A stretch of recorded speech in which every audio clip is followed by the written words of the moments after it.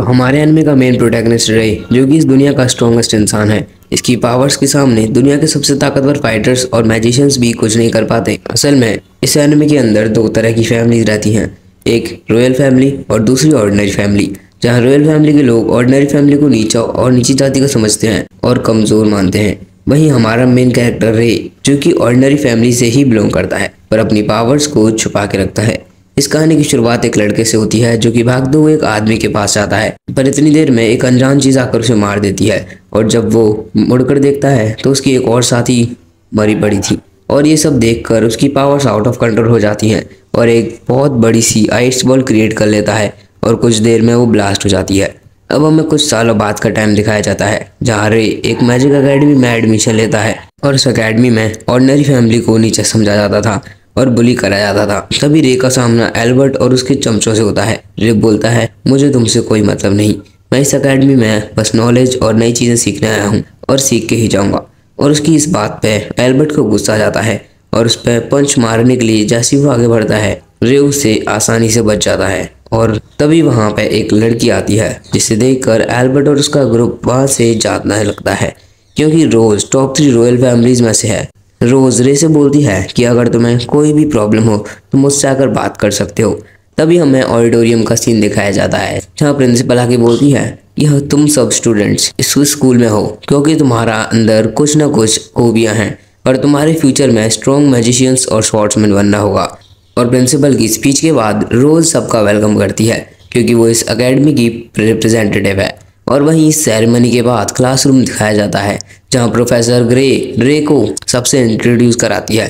Class में रे से किसी को दिक्कत नहीं थी सिवाय एक के, जो कि है एल्बर्ट, जिसे अपनी बेइज्जती और बदले की वजह से रे को हेट करने लगा था।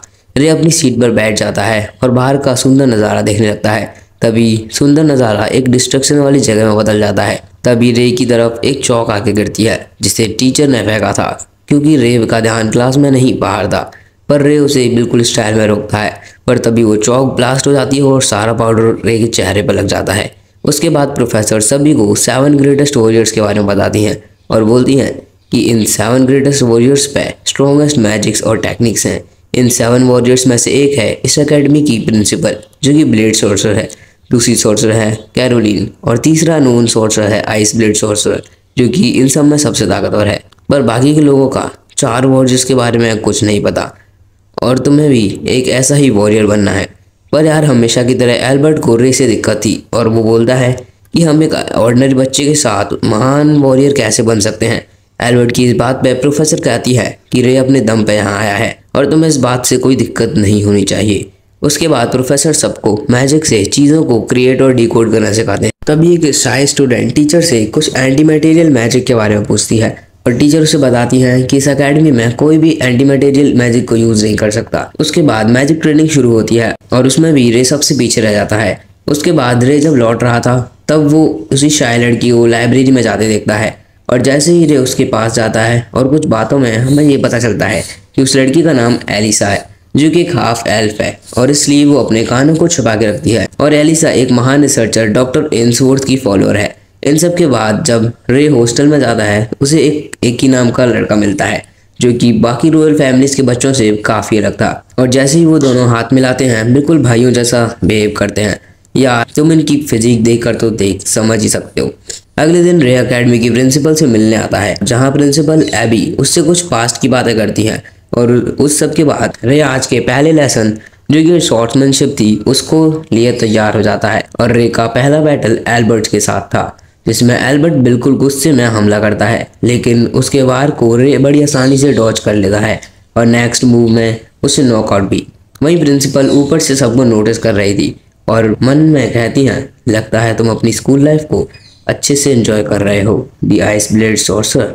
उसके बाद हम रे और एकी को साथ में ट्रेनिंग करते हुए देखते हैं और जब हमें पता चलता है कि रे ने 2 मेन क्लब्स में ज्वाइन करने का फैसला किया है और तभी रे एकी को एक गोल्डन कार्ड दिखाता है, जिसे देखकर एकी बिल्कुल शॉक हो जाता है और इसका सीजन तुम्हें आगे पता चल जाएगा।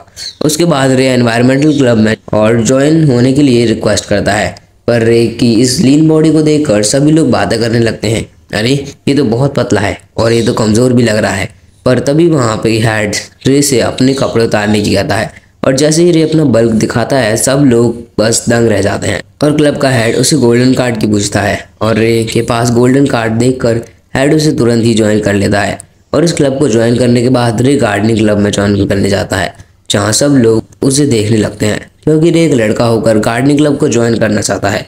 लेकिन इस क्लब की हेड उसको ज्वाइन करने की बात पर राजी हो जाती है पर उस क्लब की दूसरी मेंबर्स उससे ऑब्जेक्शन करती हैं और इसलिए क्लब की लीडर एक क्लब मेंबर को रे के टेस्ट लेने की आती है जिसमें रे को इस पूरे मैदान को सही करना है और उस लड़की के जाने के बाद रे अपने काम में लग जाता है। पहले दिन ग्राउंड की सफाई करता है और घासों को निकाल देता है और उसके बाद पौधे लगाने लगता है। रे अपना काम कर ही रहा था कि तभी वहाँ पे रेबेका लंच लेकर आती है। वो लोग बात कर ही रहे थे कि तभी उन्हें नीचे से तलवार की आवाज़ आती है। तब रेबेका बताती है कि ये लोग आने वाले कंपटीशन में हिस्सा लेने की तैयारी कर रहे हैं। उसके बाद हमें अगले सीन दिखाया जाता है जहाँ क्लब के सारे लोग रे की गार्डनिंग स्किल्स की तारीफ कर रहे थे और बिना किसी देरी के उसे अपने क्लब में ले लेते हैं।